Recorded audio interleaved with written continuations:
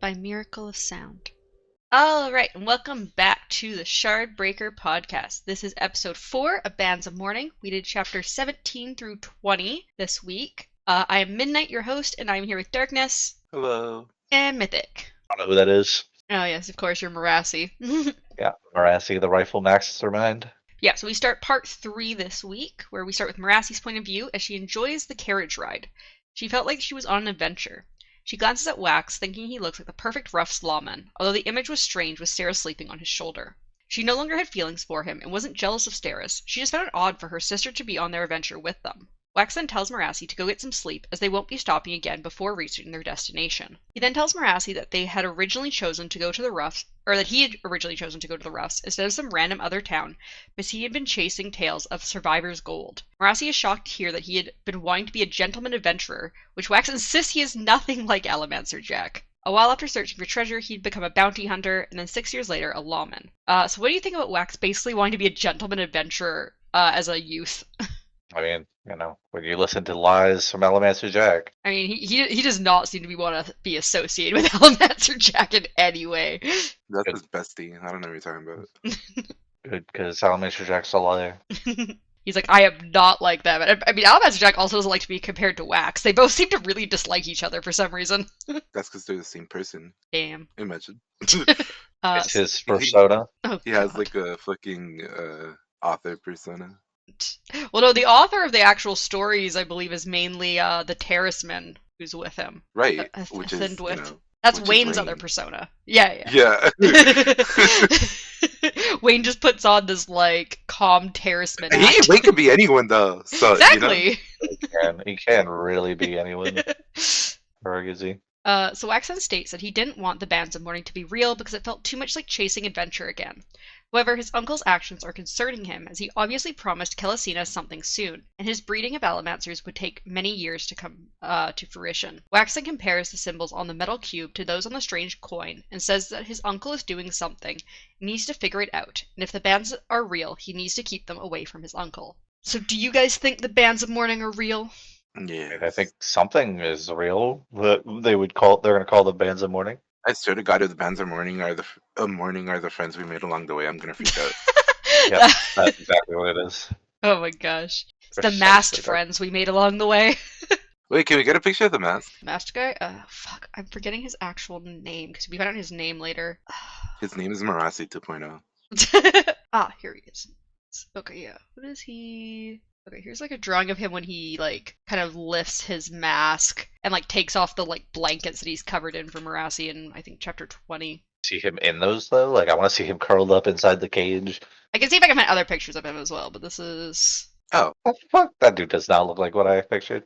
Well, yeah, Marassi's Me like, oh, he neither. looks surprisingly civilized when he's not covered in blankets and stuff. Dude just looks that weird. looks completely. I shouldn't have asked. Where's a Yeah. picture of him? Picture of him, like, crying over the masks in the bloody room. Huh. Interesting. Okay. I don't know why I like that picture of him. He's just like, That could be anybody. I don't know what you're talking about. Nice. Those are some pictures of him. Okay. Just a dude. Just a dude with a mask. So Marassi then tries to sleep but is unable to. So she goes back to reading through the letters and notes that she got from Vendel. She then begins examining the metal cube and soon finds a little switch that she can push on with a hairpin. Nothing happens, so she burns cadmium, which causes the metal cube to buzz, but also the carriage to lurch as a bubble is created, and then Marassi is pulled out of it. Steris wakes up confused, and Wax explains that being on a large, fast-moving object will have the bubble stick to the object instead of the planet, but a carriage is too small and slow for that to happen. Marassi explains to Wax that the cube buzzed, and he states that he wants to test the cube, although away from the carriage. He tests using his allomancy while it's on, but doesn't see any effect, so he throws it at Wayne, and when Wayne holds it, suddenly all of the metal on him is pushed away from him until the buzzing of the cube stops. They test it again with Wayne's Bendalloy, and it's able to make a speed bubble around Marassi, where she is fast instead of slow. So what do you think about these metallic cubes that can store and use allomancy? I mean, even before they stated that it was a metal mind, I was like, yeah, this definitely feels like it's a overpowered metal mind. It's the next evolution of metal minds. Metal mines, though, are usually used for ferrochemy. This one specifically uses Mhm. allomancy. But that's what I'm saying. Like, it's the next evolution. Hmm. We could store anything. What do you think about the cube's darkness? I'm trying to find a different comparison, but honestly, it's pretty cool. Do you technically have to have Allomancy to use it? So it I mean, seems I like feel in like you would order. if you put it in, right? Yeah, it seems like in If you order just to draw it. put something into it, you need. I mean, as far as we've seen, they can only use Allomancy on it. So it seems like you need to like use Allomancy to like charge up the cube, and then anyone can activate the cube afterwards. So you can charge it up, but anyone can use it. Yeah. Mhm. Okay, cool. Yeah, that's a pretty cool thing. Which would be giving people powers. Does. It's more like Or letting like, people borrow it. but what if? Okay, so here's the thing. What if the end goal is to create people being able to have the powers, so that all the normal people will be able to. What's the like in Avatar: The Last Airbender, but reversed. The new like in the Korra one. He steals powers from people to make them normal, but everybody there, like everybody who's normal without bending ability, all covet that bending ability. Just trying to make it so that the normal people are able to also use allomancy and possibly ferrochemy, but Mm-hmm. without the like I spike you and you then So you become think this something. might be almost like a way to do almost like a workaround of hemalurgy where you don't need to actually kill people for it? I don't know. I feel like he's still killing people, but yeah, I feel like there's still a killing involved. I mean, I'm sure the set isn't Hence against killing the people. bloody. No, I'm sure they're not. That's the whole point. That's what I'm saying. Were you going to say something else there, Darkness? Symbols on the cube, right? Yeah, so there's symbols that they can't read on the cube and on this like weird coin that he got from Hoyd. Can we see the cube? I mean, I think it's just going to have like gibberish symbols that people would have drawn on it, but It's a cube, though. nope, that's not what I want either. I think they have it under a name from like they give it later on. I don't remember what that name is. Oh wait, is this it? Wow, that's not helpful at all. Okay. I don't think I'm able to find anything on it for a picture. I think it's literally just supposed to look almost like a cube of metal with like symbols drawn on it. Huh. I can't find anyone's drawings of it. Steel pushing pushes on any metal, right? Yes, except for aluminum. What would be a greater force, steel pushing or magnetism? Probably steel pushing. I think steel pushing is basically a form of magnetism. Like it's either reverse polarity versus So, like normal polarity, depending on if you're a coin shot or a lurcher. that actually does make sense considering the size of the magnet. Because technically it'd be like you are the magnet. Yeah, because they also say that like the more mass you have, the like more you draw towards you or Yeah. push away. So yeah, I think it's basically just magnetizing people. I've never actually thought of it that way before, but yeah, I think that's basically what it is. You're just becoming a magnet, but you can like direct the magnet to certain Wait, metal. it's technically all the Allomancy powers push or pull, right? Sorry, Yes, can I you repeat that? believe that's what we said originally. Yeah, everything It's has a literally push. all just it's all just some form of Yeah, it's all pushing and pulling. You're Yeah. pushing and pulling on emotion. You're pushing and pulling on metal. You're pushing and pulling. Yeah, I think all of it was push and pull. Yeah, it's all a push or pull. It's just like all of the alloys are just like either the push or pull. Even like all the like temporal stuff and everything is considered a push or pull. So Wax calls the cube a sort of allomantic grenade and says that it's possible that the bands of mourning aren't real and people are just talking about the abilities of this cube. Wax then hands it back to Marassi and she realizes that she could use her allomancy without catching herself in the bubbles. Wax then decides to try something else and he throws the gold metal mine he got from Kelasina to Wayne, who is shocked when he's suddenly able to use it. Wax worries that this means that the set is using hemalurgy, since to create an unkeyed metal mine you would need either a full ferrochemist or someone with ferrochemy through hemalurgic spikes. So do you also think that the set know how to use hemalurgy, or knowing what we do, little we do about the masked men later, do you think they got these from the masked people, like they seem to have gotten like the medallions and like the ship from?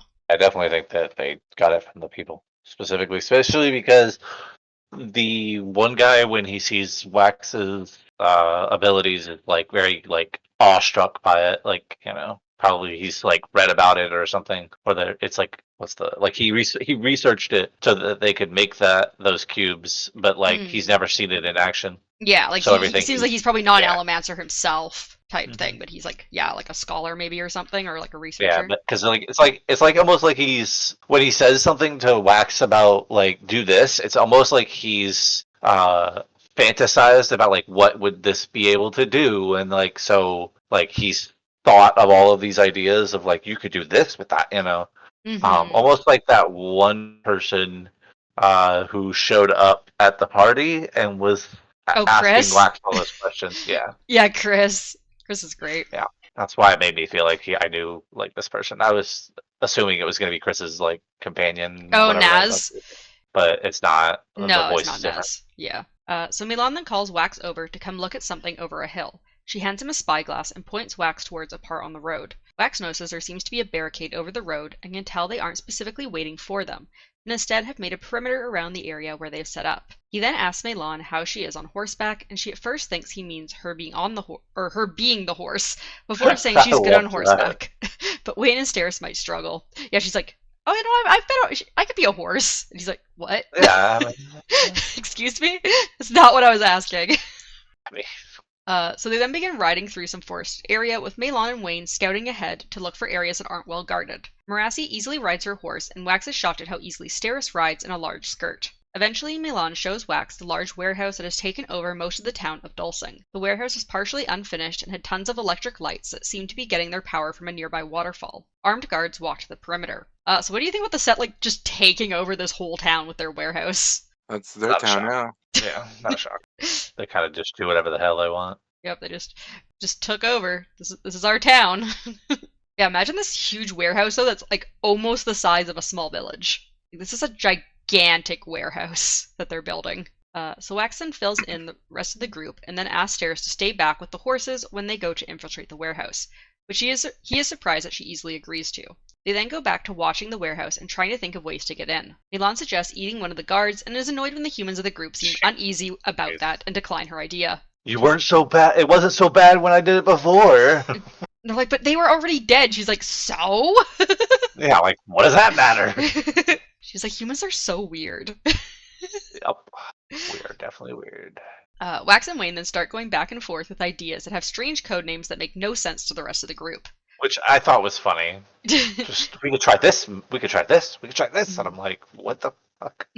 Yeah, Wayne eventually insists that spoiled tomato is the only idea that will work. Wax eventually agrees. Which is the dumbest plan I've ever heard. Yep, and Wax eventually agrees and throws Wayne a gun to use as something to push on as he throws Wayne off of the cliff and down towards the warehouse below.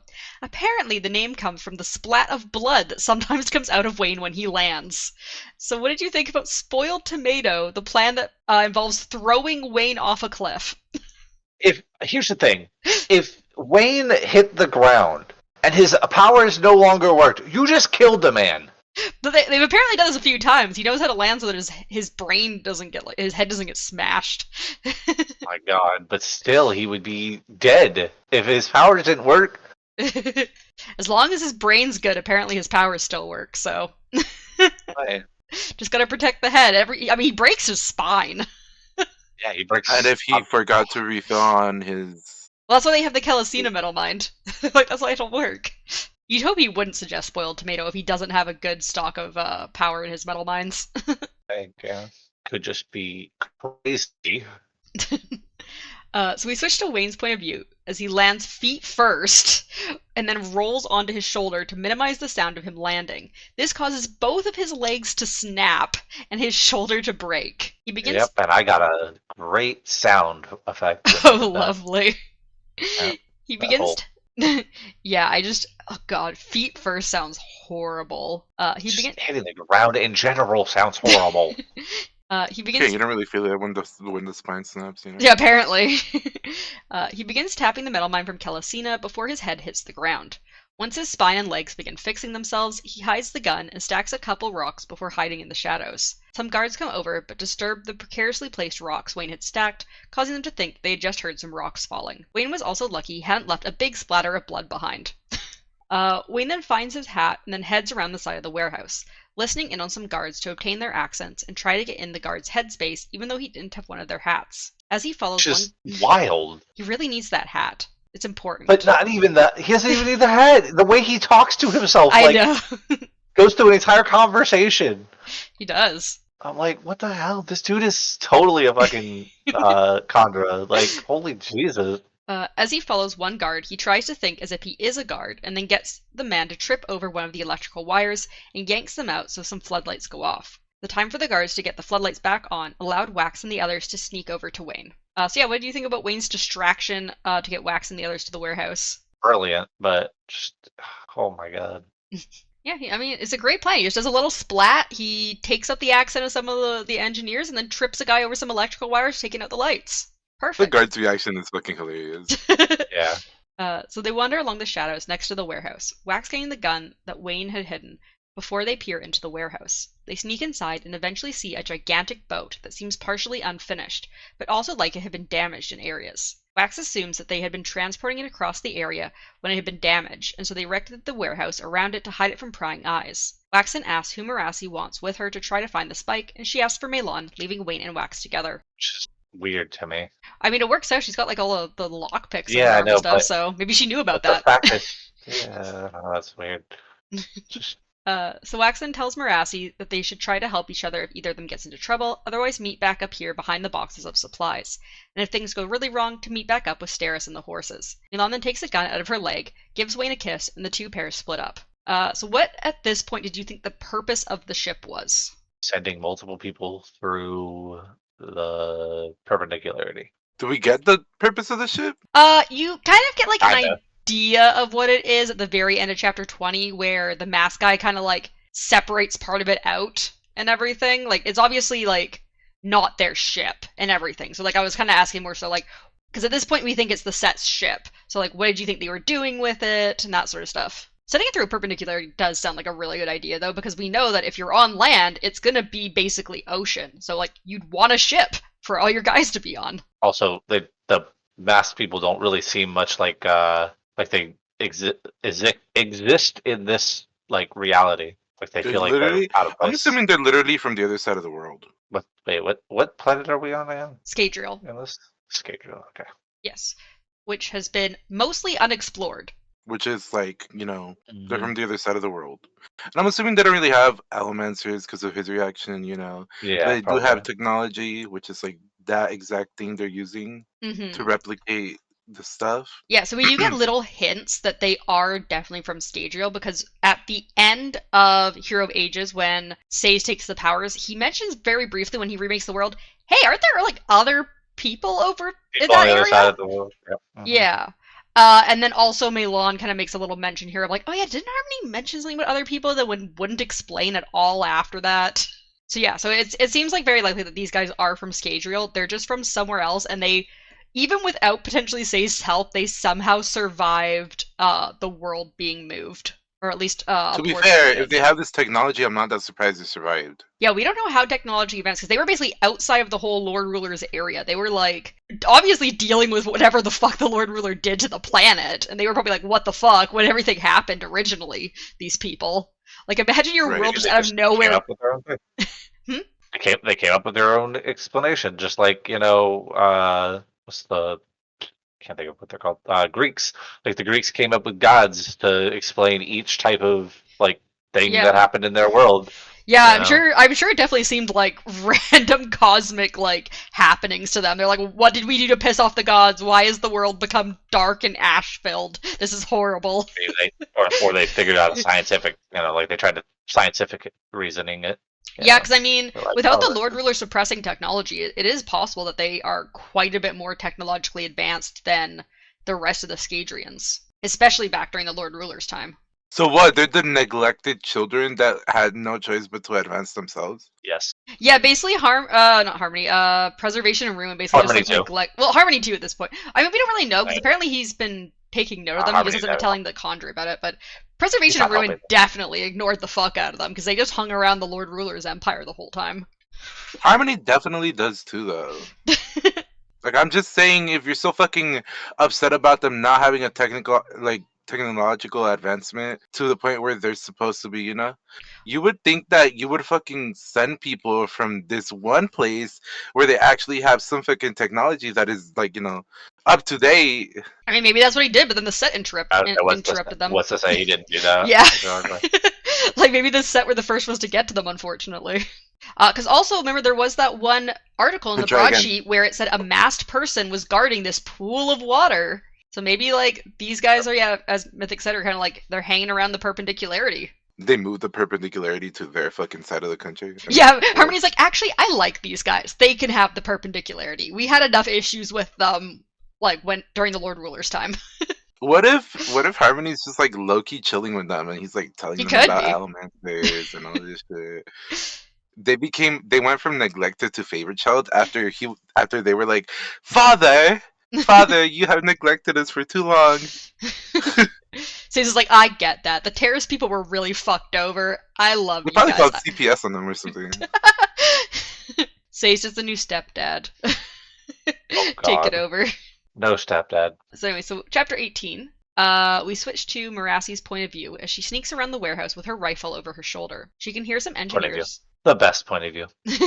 She can hear some engineers talking and thinks that they don't sound like they had been around when the ship was built. Milan is with her, and eventually they get to an area where some rooms were built. Marassi also notices the older man from the train nearby examining the ship. Marassi then suggests they go into the ship themselves. We switch to Wax's point of view as he contemplates how much technology, both relating and not relating to allomancy, is changing. Wayne then offers him a flask, was Wax is surprised to find is apple juice and not alcohol. And Wayne just states that he needs to keep his stomach guessing. Yep. I thought that was funny too. Yep. He then suggests going up to some catwalks to get a good look over the whole warehouse. Unfortunately, he has to climb the ladders instead of pushing his way to the top, causing him to get tired as he climbs up several ladders. Wayne makes several jokes about Wax's age. As they wander along the catwalk, and Wax mentions wanting to off Wayne, they run into an engineer in a white coat. The man seems to recognize Wax, and Wax boosts Wayne up to the man as he's one catwalk above them. Wayne knocks the man out before he can cry out, and makes another joke about how old Wax is. So what do you think about the people here seeming to know who Wax and potentially Wayne are? What are you talking about? Wait. What are you talking about? Wayne didn't make that joke. That was totally the guy that they knocked out. Yeah, it's definitely the dead guy. Or knocked out He's guy. not dead. Yeah, so he's not dead. Don't. Wayne is better than I honestly couldn't remember if they killed him or not. He's not dead. He's knocked out. Just unconscious. Oh my God. He's just sleeping. I think I went to sleep right after I read the part where Wayne was puppeteering him. And I think I had a dream. Had a dream about him being puppeteered. I think it was like seeing creepy puppets or some shit. Oh my Oh, God. gosh. Give you nightmares. I mean, I feel like Wayne would give me nightmares too, to be honest. We switch to the point of view of Eric, the old man from the train, or Erich, I'm not sure how to pronounce it. He could feel himself dying, and his doctor said eventually he wouldn't have the strength to breathe anymore. Eric gestures to where some burned maps had been found to the scientists that he was showing around. One of the scientists notes a painting of a ship in the corridor of the ship, and Eric thinks that it could take many years to figure out all of the secrets here. He thinks that Suit and Sequence, which is, I guess, a top guy that we haven't heard of before, wanted weapons, but Eric just wanted a miracle. The scientists are easily distracted by many things about the ship, but Eric encourages them along to a room with strange mechanisms, using metal lines. He mentions that there is a room with black hoods and 3 different bathrooms, which he says could be for a third gender, or for families, or for a different class of people. Eric states the biggest mystery is how the ship moves, though, as the navigators have been uncooperative and fragile. There are also a language barrier, which Eric was hoping one of the scientists would be able to help uncode. So what did you think about us getting the point of view of Eric? That was kind of cool, to be honest. But also, when he said third gender, when was this book written? This one was a more recent book. I think it was only a few years ago. Okay, yeah, that makes more sense. I was like, it's kind of a little political there, don't you think? End of 2022 it came out. Yeah, you're talking about other genders there, Brandon? Yeah. Maybe the mass people are up with non-binary people. To be fair, it's a fantasy type book, you know? Oh my God. So I doubt it's like, you know, you're not going to go into a different world and be like, they're going to work the same way.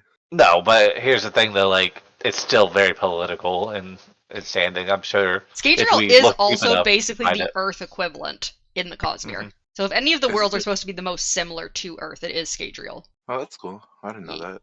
Yeah, Scadrial. Because that's why in Arcanum Unbounded, everything is, I think they know when they, because at the start of each of the system essays, they say like, oh, this is like 1 point whatever Cosmere standard. Scadrial is always exactly like exact one gravity, one size. So like it's, supposed to be how we reference other planets. It's supposed to be like the size, same gravity, same sort of biomes, same animal life. Especially now that it's been fixed. Like obviously when it was mist covered, the Lord Ruler had fucked it up. But before the Lord Ruler and after the Lord Ruler, it's supposed to be basically the Earth equivalent. So, yeah. This is where we would live if we were in the Cosmere. No. This is where you would live. I'd be one of the masked people. I feel like I thrive in that fucking crab people world. The crab people, Roshar. Yes, I agree. That's exactly where I think I would want to be too, to be honest. I see. I was thinking about it last night, and I realized ain't nobody can beat Kaladin in my eyes now. So I'm kind of fucked. Oh, is Kaladin your number one now? Yeah, Paladin? unfortunate. Really? Because Kaladin dies in book 3.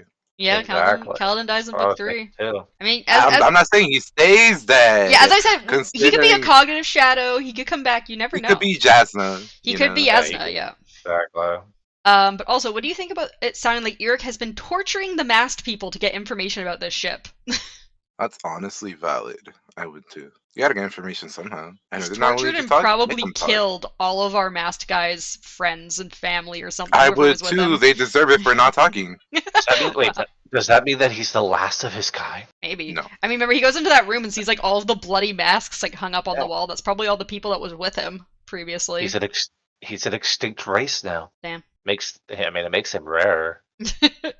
He's worth more now too.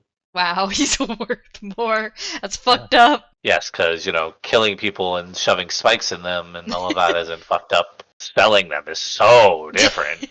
Actually, I kind of wonder if they are a different not species, but different humanoids or whatever, different humans. If hemalurgy would work on them as that is a good question because although they're definitely currently Scadrians, we know that our main Scadrians, the people who live in Elendel that were kind of the focus of the last empire, those humans were all created by preservation and ruin, unlike all other humans in the Cosmere, which came from the planet called Yolen. So these could have been which is the Earth equivalent in the so Yolen's not actually the Earth equivalent. It's just the origin, of humanity. I know. Yeah. But when they every time they say humans are from this place, I'm like, yep, that's Earth. But yeah, so these people may technically have been Scadrians for thousands of years, but maybe they aren't original Scadrians birthed by preservation and ruin, which maybe was why they were ignored. Maybe they're off-worlders technically, but came a really, really long time ago. Which means they wouldn't have the ability to burn metals because it's a genetic thing. Preservation and ruin created this world? I mean, yes, it was talked about in I think it might have been in Secret History or in Arcanum Unbounded. Preservation and Ruin specifically created this planet themselves because they didn't want to they wanted their own kind of place because they knew that Ruin's power was going to fuck Addy up eventually. So they created their own planet, and originally they weren't going to have any life on it, any sentient beings. But then Preservation got kind of taken over by his powers and was I really want life and humanity. And so they combined their powers to make humans, and then they had their whole deal where Preservation was allowed to create life as long as Ruin could eventually destroy it, and then Preservation went back on his deal, which was the whole thing. Whole thing for book 1, yeah. Well, the first era, not just book 1. Book 1 to 3. That's all it's only in book 1. Okay. All the other books. Fair. But yes, that's what I meant, era. But. Yeah. So yeah, that was the whole kind of thing is, this planet was specifically created by the two of them, whereas I believe all of the other shards just found planets that were already inhabited or were just hanging out, and they hung out there. I mean, it kind of makes me wonder though of if Hoyd had hemalurgy, what would his ability, what would he be able to do with it and shit? But well, remember, we think that he took some Lerasium potentially. Yes, but I'm saying instead of doing that, if he had just chosen to get spiked. I think Hoyd would not it would be very interesting what he could do himself with it. Either, but yeah, I'm saying more of somebody captured his ass and laid him on that slab and just if they took his powers from him. Yeah. Jesus Christ, he has so many different things. I don't even know what you'd get out of him because he has definitely some breath from Nalthus. He's apparently might be a full Alamaster because I believe he's taken Lerasium. He's got what else does he have? Anything? He does not have a Lantrian magic. He does not have. He doesn't? No, remember he specifically in the one epilogue or postscript thing in Elantris. Remember the one Skaze gets mad at him because he wasn't able to turn himself into an Elantrian. He's you promised to show me something cool and you failed. And he's well, that's just how it is sometimes. And then jumped into a perpendicularity. So he had tried to become a Lantrian. Okay. Yeah, he had tried to become a Lantrian and wasn't able to. The ones that look like the little glowing balls that they have. Yeah, the Aeons. The Aeons. So remember, there was there's the evil version of them as well that the Bone Dudes have, and that was one of those was with him. Yeah, not like the ska or something like that. The Skays, I believe it was. Skays. The Ska are the people from Miss Mourning Hero 1. Ska. Ska's the better name, anyways. If I ever see a ska in my life. And then Wit also has... Just look in the mirror, Douglas. I don't know if I've ever talked to you guys about this before, but Yolen has a form of light weaving, and so Wit's able to do a bit of light weaving as well, like a Yolish light weavings. I like how we're jumping between his names. It was Hoy, now it's Wit. We're gonna go to another one. Cephandrius. Yeah, like, come on. We're like everywhere. This You know, man has too many Cephandrius goddamn is, names. as you know. Yeah, this dude has way too many names. Also, Vasher apparently knows him as Dust. Just pick a name and stay with it. God. That's so boring, though, when you've lived like 10,000 years. Jesus, the fact that he's lived that long. Where was I? I So don't know, we were going off on a tangent. we were going off on a tangent. So we switch back to Wax's point of view as he uses a spyglass to search for his uncle. He notes that the ship doesn't have any masts or any sign that masts have been torn down. Wax then notes to Wayne that his uncle could be in one of the rooms on the far northern wall, or within the ship itself. He then notices Eric going out of the ship into a room, and decides it would be best to follow him as he seems important. How do However- you know it's a ship without sails, though? I'm Like, assuming without- it looks like it's like the rounded bottom with like the flat top and everything. Like I'm assuming it looks like just a ship without masts on it. Like I feel like if you saw like a big like one of those giant old like I guess pirate I guess ships or galley technically- ships. I guess technically you would call a canoe a ship, so or Yeah. a boat, but Yeah, exactly. Like a rowboat. yeah. Ships are usually like really massive, but like yeah. Yeah, that's what I'm saying. When you see a ship, you would assume it has like, sails. Yeah, but I don't know what that's you're why he's saying like talking he's about. surprised because he thought they were torn down during construction when they were like fixing it. But he's like, that's weird. It doesn't look like they had any masts torn down. I mean, To well, be fair, why does it have to be cells? That's just what they're Because used to. yeah, that's what I'm saying. What's the boat made out of? Wood. I believe it's made of wood. Mhm. So, Darkness, what I'm saying isn't like I'm not saying like it would be unfathomable that a ship would have like in our day and age would have no sails, right? Because we have propulsion, the thing that would push the ship forward. But they seem to be such like not in the technological Well, we do know age. that they just started getting these like metal ironclad ships. But it's a brand new thing. Yeah, we got but that in one of they the still front have- sheets. Don't they still have sails? I don't think I think it's like supposed to literally be kind of like an ironclad style ship. I thought they still had sails though to push it forward. No, I think it uses like coal or something. Yeah, it's an Okay, engine. so they do have propulsion then. Okay. Yeah, but they've like kind of just started using it on boats. Well, I think- mean, I was more asking the question like how they recognize it as a ship than it Yeah. actually being a ship without sails. But maybe that makes more sense. Yeah, I think they're kind of thinking just at they're that like kind of. technologically Yeah, I think they're kind of like just at that like kind of switch over between sails and like propulsion based, where it's kind of like if it's wood, you expect it to have sails still, and if it's metal, it doesn't. But yeah, however, he's surprised by how quickly Eric leaves the room and starts heading back to the ship. Wax watches as Eric goes around the side of the ship and into another room, where as the door opens, he sees his sister inside. Wax instantly wants to rush to his sister. Wax instantly wants to rush to his sister and help her, but Wayne calms Wax down and suggests a different idea, likely having to do with dressing up as engineers. So what did you think about Telson being kept here instead of wherever Wax's uncle is? I don't believe that girl for a second. I don't either. I still feel like I'm waiting for the next shoe to drop, so that she's gonna be evil. Like she was in on it the whole time. Yeah. Hmm. It's just Yeah. weird because like the way it's not. She doesn't seem like a prisoner. Mm. She Right, seems like she seems ugly. Oh my gosh. no. She doesn't seem like she's being held captive. It's more like here, let's give you everything you want, and just so you stay here. Not like we're gonna lock you away and nobody will ever come find you. Which was Back what to it, I think it Avatar, seemed like. right? Yeah. Go ahead. She gives me very Azula vibes. Yeah, she does. Fair. Crazy woman. That crazy woman. Yeah. She's got some anger issues, that's for sure. So does I was gonna say so does Wax, but no, not really. He gets a little crazy when it comes to his sister, but I think that's more his guilt than anything coming out. I swear, the way he talked about his sister, I was like, "Oh God, is this gonna be one of those kinds of stories?" Oh god. But- It's But not. yeah, because like he's like, "I've never seen her. I haven't seen her before, and she's looking like this," and I'm like, "Okay, I don't think I've ever looked at a sibling like that, but all right." I think it's more so he says she looks old. He's like, oh shit. And then she comes back with, "You're old." Yeah. Because I think last time he saw her, she was probably like Old. 20, and now she's like 45 or something. She aged up quick, huh? Yeah, he's like, oh shit, he probably looks a lot like their mom or something. He's probably like, oh shit, she's old. I guess I'm old. All became old all of a sudden. So when we get to chapter 19, starting with Merassi's point of view again, as she watches Eric leave the one room and begin heading to the room where Wax had seen Telson. Merassi is hopeful that Eric stashed the cube where he had stashed Raylar's spike. They then come out of hiding and walk like they belong to the room where Eric had gone briefly. Once inside, Merassi relaxes a bit as Melan brings some lockpicks out of her arm. Merassi then goes on about how she should interview Melan sometime to get statistics about society over hundreds of years. Melan then mentions how her memories are currently stored in a metal box in her thigh, so that if someone shoots off her head, those memories aren't taken out. Instead of her brain, she has a canteen in her head. So what do you think about how Condra can just store their organs in whatever configurations they want inside of their bodies? There's a reference there for an anime. I can't think of what it was though.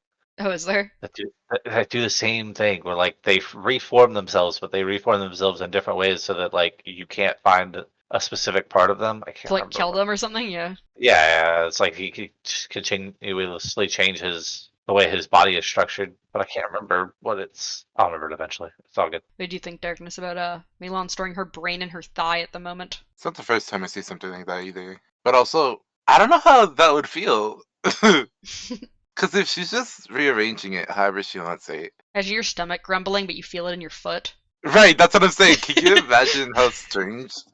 Like, and they don't even know that it's strange because, like, that's just normal for them. Yeah. So they get into the room and find Eric's study, which has wide handles and furniture bolted to the floor. Merassi's assuming it's in case the man stumbles into the furniture so that it doesn't fall over. Melan then begins looking behind the books on the bookshelf until Merassi points out a large safe in the corner of the room. Melan has Merassi bring over a lamp before stretching her hand out thin and reaching it into the cracks of the safe door. Merassi glances through one of the desk drawers as Melan works until Melan begins speaking about the time just after the Cassandra. She mentions that people consider the founders to be mythical, but they were just people who squabbled over what the new world should look like. She insists that people are always the same, and even Condra are the same in their own way. Merassi doesn't seem to fully believe Melan, though, as she wants to interview other Condra instead. So do you agree with Melan that people are always the same no matter the time period? Yeah, I mean, kind of, yeah. I think so. I think kind of like humans are humans. It's just you're like slightly obviously shaped by the things around you, but like at your essence, people are people. That's true, but also it depends how the world gets shaken up as a whole. Because at some point, everything can be pushed so far out that it's not the same again. I guess I don't know. I kind of think back to like how like I've seen a lot of videos where like people have found like old graffiti from like caveman era or like even like ancient Rome and ancient Greece where it's just like it translates to things like this guy fucked this guy's mom, or it's like a drawing of a dick, or like just things like that. It's just like people are just the same, thousands of years between them. They're just the same. Yeah, but that's the thing. That's what I'm saying, though. Like, that depends on how harshly the world treats them. Imagine you're talking about them, like, making immature, like, all that stuff, right? What if we evolve to a point where we don't need genitalia anymore, and that's just irrelevant now? I mean, yeah, but I think there would still be like it's like There's what's going to be a crude different form. drawings. That's what I'm saying. There's going to be a different form of like Yeah, immaturity or whatever. yeah, but I think it's But like there's definitely gonna be like these immature things. People are gonna like draw stupid graffiti, like tease each other. Like there's like certain aspects where it's like the core essence. man, that's of, what you like- would do, wouldn't it? Huh? That's what you would do. You would just draw genitalia all over the walls. Oh, obviously, yes. That's what I do everywhere. Lovely. That's how you know Midnight's nearby. Yep, for sure. Bunch of dicks on the wall, exactly. Mhm. So Merassi then finds a notebook with notes about the ship, which makes her sure that the set did not build it. Merassi places the book into her purse before peeking into another room that smells like unwashed bodies and has empty cages in it. Merassi approaches the cages, but one of them wasn't empty, and a creature with a red and black face and covered in fur bangs against the bars. It then speaks one word: please. What was your first thought about this like creature in the cave? World hopper. My ass, if he was like not how do I say it? If he was not, what's the opposite of hostile? Passive? Passive, I guess. Isn't Yeah. passive, yeah. If he wasn't chill, Yeah. I would have gotten eaten regardless. Okay. Because I would have opened that shit as soon as possible. Thing is, I don't know if I would have kept him alive. So we switch to Wayne's point of view as he takes on the demeanor of an engineer, playing into his act. However, he felt something was wrong with his act and couldn't fully get into character until he put a pencil behind his ear. He goes up to the door of the room where Taliesin is being held and makes up some nonsense to get the guard to leave before heading into the room. He then again makes up some nonsense about the ship, which the man inside goes along with. He convinces the men guarding Taliesin to come with him to hold up the ship while he pretends to work on some supports. And we switch to Merassi's point of view as she realizes the creature is a human. The strange face with a mask and the fur was actually blankets. Milan comes into the room, saying that she got the safe open and is just as surprised to see the man as Merassi was. She then I goes remember into... now, by the way. Oh? I remember what anime it was. What anime? It's in Yu Yu Hakusho. His name is Togoro. He's able to move his like internal organs around, and like he shows that ability at one point. It's like his skin almost like comes out in like almost looks like tumors, and you can see like he's holding his heart in his hand and shit. That's he's weird. Like, yeah, he's a really cool guy. I mean, was an insane villain. Yeah. But like he was just to avoid attacks like to certain areas. He would just move that organ to a different area. That's what that reminded me of. I see. So Merassi then goes into the other room to see that the safe and notes that Rayleur's spike is in there.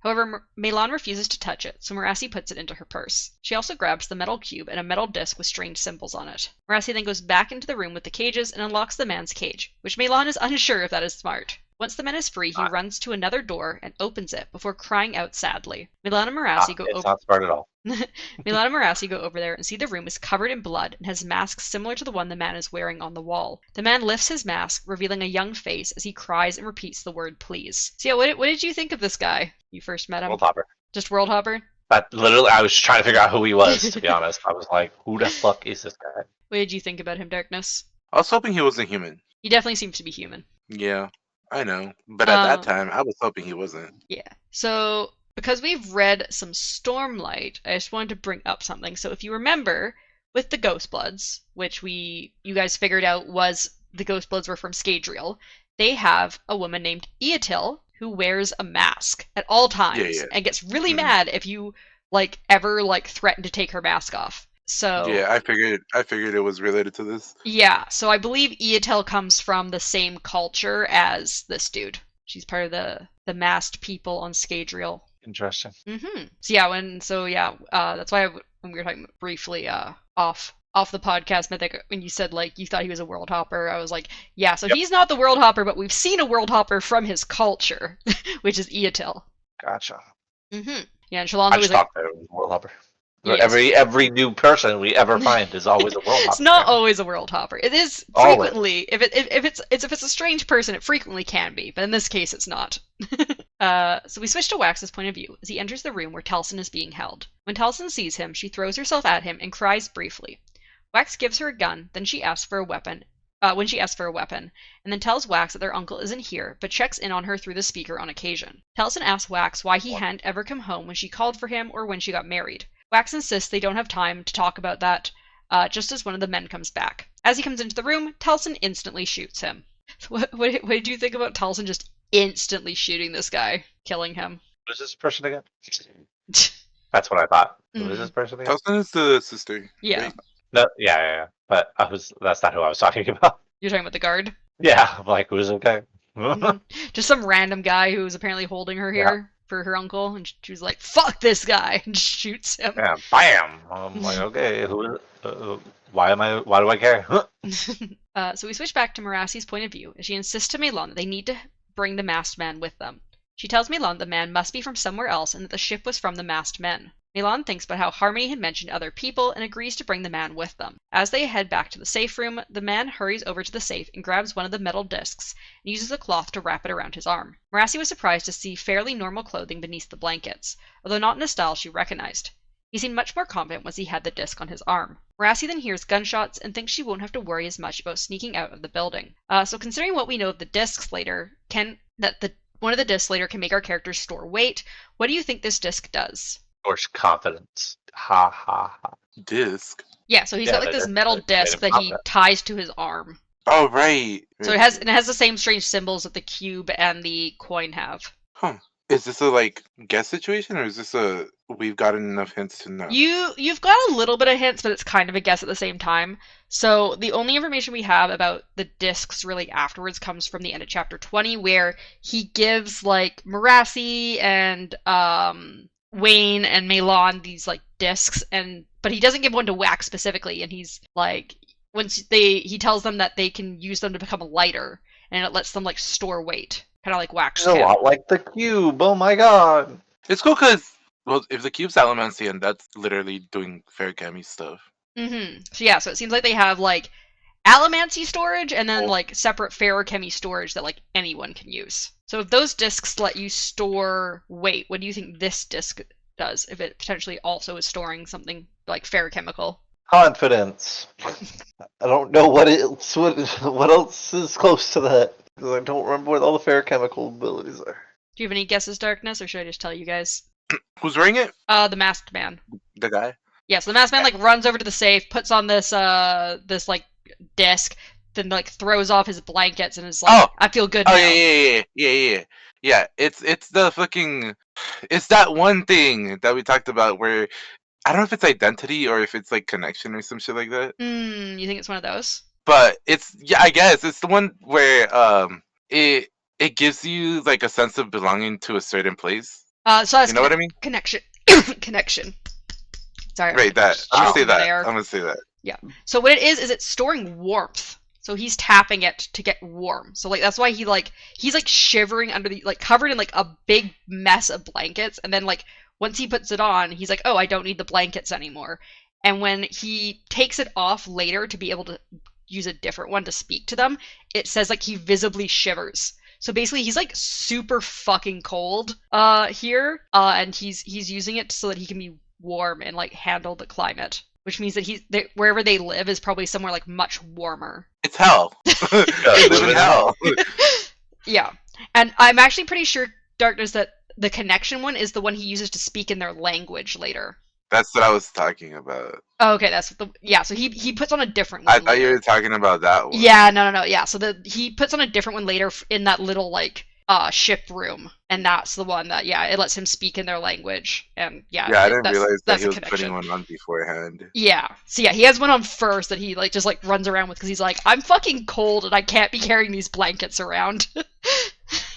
So yeah, he's got apparently a whole bunch of these like little ferrochemical metal mines with them, which is valid. I would too. They're just watches, bro. I think they're more like kind of like armbands almost. I don't think he wears. I think they're like quite large. I think they're like probably like bigger than the size of your fist. The disc. At least that's how I imagine them. It's just a really big watch. Sure. Exactly. So then we go to chapter 20, and we switch back to Wax's point of view as the man slumps over dead.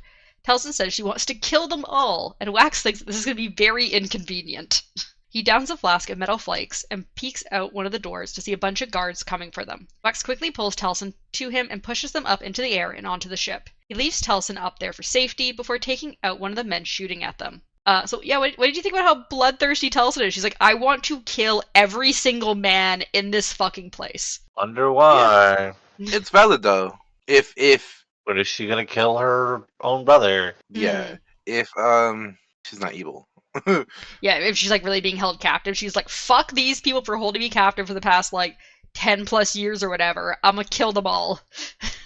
Yeah. So Wax quickly. Yes, your feelings are valid.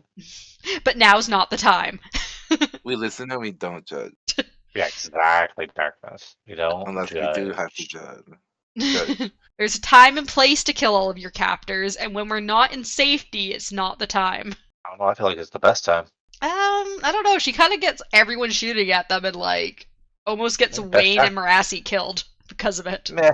So Wax quickly finds Wayne, and they use a speed bubble to begin crossing the warehouse floor. After a few speed bubbles, Wax takes a moment to try and figure out where to go. Wayne points out Melon and Marassi peeking out of a door across the warehouse, and Wax suggests going to the woman and breaking out through a wall before coming back for his sister.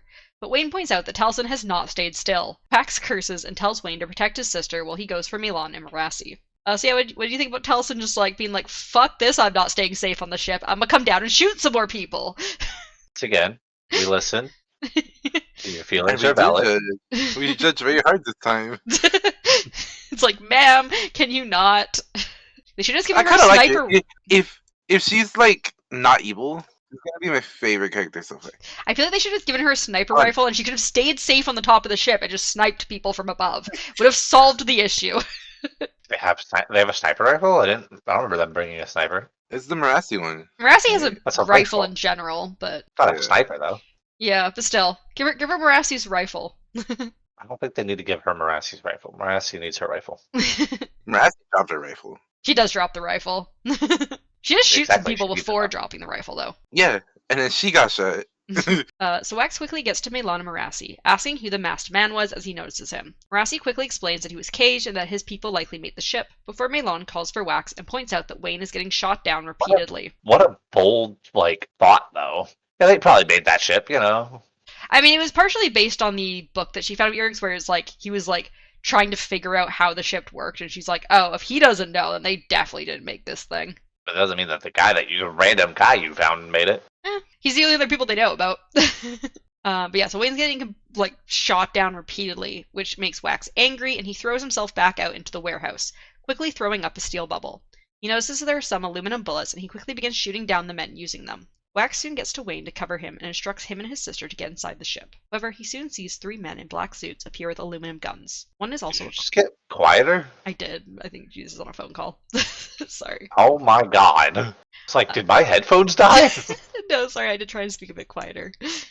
One is also a coin shot and is able to push on Wax's shotgun as he gets it out. Luckily, the bullet was a lot more powerful than the man was expecting, and he fell over when trying to push on it. Wax takes him out with a second shot. Wax then turns to see 2 people in suits sneaking up on him. He shoots one, but is saved from the other by Marassi using a metal cube with her powers. Wax turns to also see Melan just casually absorbing bullets with her own body. Wax moves out of the way of the men trying to shoot him and then kills him once the speed bubble drops. So yeah, what do you think about how ready for Wax and Wayne the set seem to be? They've got like these Alamancers that to like shoot down Wayne. It doesn't shock me. It doesn't shock me at all. Like, they were ready for him the last time too. What are you talking about? Mm-hmm. Do you think there's they got his butler of all people to attack him? Like, yeah. They've been ready for this dude. Do you think there's any chance of escape if they didn't have the masked man with them? Like, if they didn't have like this Nope. little ship thing he had? Not at all. I don't even think there's any chance of escape with the masked man. They're not escaping. What do you think, Darkness? What was the question? Do you think there was any chance of them escaping if they didn't have this like little ship that the masked man shows them? How many people were after them? A lot. Oh god, probably like over a couple hundred. Oh. Yeah, they got it. It was like a town-sized warehouse filled with like a bunch of people. You thought they would be fine? No. So we switch to Marassi's point of view as she tries to take down some of the shooters with her rifle, while Melan provides cover. She's fairly overwhelmed by all the shooting and people running about. Wax jumps up towards the catwalks, and Marassi tries to shoot the Alamancers that follow him, but her bullets are deflected. She also notices that Wax had charged the metal cube and dropped it nearby to help deflect bullets from Marassi and Melan. The masked man then comes over to Marassi and seems awed by Wax, although Marassi doesn't really understand what he's saying. The man gestures towards the ship as Marassi grabs the metal cube as it runs out of power. Wax jumps back down to them, and Marassi powers up the cube with her powers to briefly stop the Alamancers following Wax. More gunfire comes at them, and the masked man sees Melan's green crystal skull as part of her face is blown off, causing him to cry out in alarm. Which, fair. Yeah, right. As Wax tries to get them to head off, the masked man continues to beg Marassi to head towards the ship. Suddenly, Marassi is shot in the side, causing her to begin to go into shock. She drops her rifle and tries to reach for it as the masked man and Melan drag her towards the ship to get to safety. So were you concerned for Marassi when she got shot, or are you fairly sure she'll be fine? Fairly sure she'd be fine. Marassi's the best character in the entire series. What are you talking about? Do you think Darkness? Do you think she's going to be fine, or are you concerned for her safety? Nah, she'll be fine. So we switch back to Wax's point of view as he flies back up the catwalks, fighting Alamancers with Lynette's ball grappling hook. He takes down several before going back down to the floor and seeing that Marassi had been shot. He throws the metal cube to Wayne, who had been peeking out of the ship, but instead of just using it for cover, Wayne throws it at some men to make all of their weapons fly away from them. Wax sighs unhappily at this before going right back to fighting more Alamancers and men with aluminum guns. Eventually, he begins worrying about his metal reserves, and he heads towards the ship, ushering Wayne back inside as well. So what do you think about Wayne's use of the metal cube? Wayne's just extremely smart. Yeah, you think that was a good use of the metal cube? Mm-hmm. Do you agree, Darkness, was that a good use of the metal cube? What did he do with it? He threw it at some guys. Lovely. That's a great use. How's the one dude reacting to the cube? I don't think they gave us a reaction from him about the cube. Kinda... They gave him a reaction to Wax using his allomancy, and then a reaction to him seeing Meilon has a non-bone skull. But yeah, he doesn't really react to the cube in any way. He seems to mainly be focused on trying to get them to go into the ship. Mm-hmm. He's like, guys, I know a way out. Like, get in here. So we switch back to Merassi's point of view as the masked man tends to her wound. She can hear Wax and Wayne creating havoc outside of the ship, but they soon join them inside, and Merassi notices Wayne has a crossbow bolt in his thigh. Wax begins trying to plan with Meilon and Wayne while Telson mentions wanting to kill all of the men outside. However, the masked man begins leading Merassi further into the ship, continuing to insist. As they go further down the hallway, the masked man opens a panel in the hallway and causes a hidden room to open up. Merassi calls this information out to Wax, who says it's better than nothing. The ladder was several feet off the ground, and Wayne has to jump to grab it. Meilon was able to just reach it, though, and Telson also makes it up. Merassi was unsure how she'd make it up with her injury until Wax grabs her and pushes them up through the hole in the ceiling. Merassi glances around the low-ceilinged room as the masked man fiddles with the trunk over in a corner. He puts a new medallion on his skin, and suddenly he's able to speak in their language. He has a strange accent and calls them maskless barbarians as he hands everyone except Wax medallions to wear. He also instructs them to close the trapdoor as the men enter the ship below them. The masked man then explains that the medallions make them lighter, and as soon as she knows what it does, Merassi can feel that she can fill the metal mind. Instantly she begins feeling lighter, and based on the reactions of the others, Telson and Wayne are also able to do that. So what do you think about the masked man using one of these medallions to speak to them? I mean, I already essentially said what I thought it was, Mm-hmm. which is the connection thing, right? Yeah, but like, were you expecting him to suddenly be like, "Oh hey, how's it going?" No. He's like, "Hello, Said the voice maskless sounded barbarians." Very familiar. Yeah, the voice sounded very familiar to me. You figured out what I it don't sounded know where. familiar about, or Nope. no? I'd have to go listen to everything I've heard before. So the masked man then asks Wax to come over to an area with straps to hold onto after giving him a multitude of compliments and complaints about his maskless status. He's like, "Oh, you're so amazing, but also it's like so awful that you like show your face. What the fuck is wrong with you?" He then pulls a lever that causes the room to slide partly out of the ship like a drawer, and then tells Wax to push downwards. The room then lifts into the air, separating from the rest of the ship. So what did you think about this smaller ship inside of the ship and how it uses allomancy to fly? Very neat concept, to be honest. I figured there was an airship involved at some point. Do you think the whole ship is an airship or just this little part of it? I think the whole. That's what ship I was is- thinking originally. That's why I was like, what is the ship made out of? All this shit. But, because I was like, there's no way. This got to be an airship. Airship that, I guess, crashed into this area and the set found them. So that was the end of our chapters. Overview questions. What sort of information do you think the masked man is going to be able to give our characters now that he can speak to them? Hopefully, who the All of hell it. he is. Yeah, hopefully, whoever the hell he is. So what do you think about Wax's uncle is going to do now that Wax has rescued Telson and taken part of the ship with them? I mean, I feel like she's got her own mission, a little infiltration type situation. The uncle's covered if she's with him, Mm-hmm. Yeah, you guys seem pretty confident that she's going to be working with the uncle. So Yes. if he I is, mean, there's no way she's not. I mean, yeah. So if she is, then he's probably very unconcerned. Also, do you think that we're going to be able to go back to Raylur now that they have his spike back and maybe find out some information from him? Yeah, probably. I wonder how they're gonna react to that, getting the spike back and everything. Do you guys have any other theories for what's going to happen for the rest of this book? We've still got 2 more episodes left. Wait, what information do they think he has? I think they wanted information about the bands of Mourning Right. and like wherever place he ended up, because he ended up at like some place with like a whole bunch of that like those scrawled symbols that they couldn't decipher. It seems like he might have like found maybe the masked people or something if that's like their written language, since all of the stuff with the weird symbols seems to be their stuff. Any other thoughts or theories? Honestly, no. We've got pretty much all our theories covered right now. Yeah, pretty much. All right. So next week we will be doing chapters 21 through 25. We'll be doing 5 chapters. So yeah, and then thank you to Hubris, Kaladin Dies in Book 3, Kyle, and Lawrence for being our Patreons. We very much appreciate you, and sorry, I'm just gonna choke on air again. And we'll Lovely. Yep. And we'll see you guys next week. Bye. Bye.